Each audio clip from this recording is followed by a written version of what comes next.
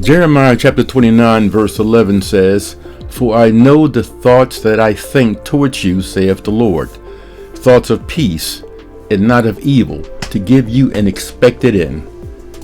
The prophet Jeremiah wrote this to the Israelites during their forced exile in Babylon, a time of deep suffering and uncertainty.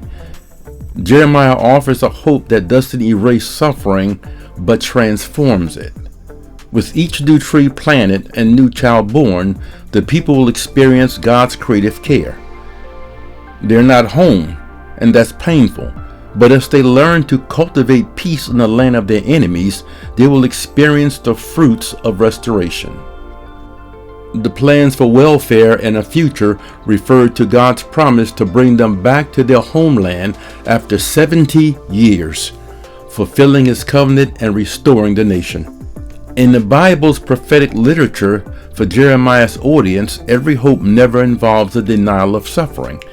Instead, is grounded in Jeremiah 29:11, trust in God's presence, even in the darkest moments. Every house they built, every garden they tended, every prayer they offered for Babylon's welfare is an act of trust, a living hope in God's promise that their story is not over. It wasn't a promise to get them out of exile immediately, but an assurance that God's purpose for them remained good and would ultimately prevail.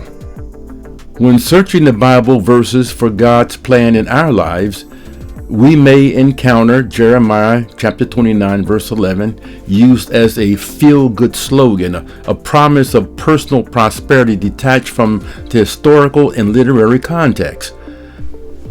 But by imagining that these words promise an easy path forward or a vision of personal success for the future, we might accidentally imitate the false prophets who naively promise things they could not ensure. We might turn shalom into a platitude that masks reality and ignores the complexities of suffering in our midst. And if we do that, we could end up moving further away from the real shalom that comes from aligning with God's plan for all humanity to participate in His long, patient work of restoration. Jeremiah sheds a new light on what real hope looks like. It's a reminder that God is present and working through difficult times, not just during easy ones. The promise extends beyond material prosperity to a deeper sense of peace, wholeness, welfare, and a secure future in God, even when life is challenging.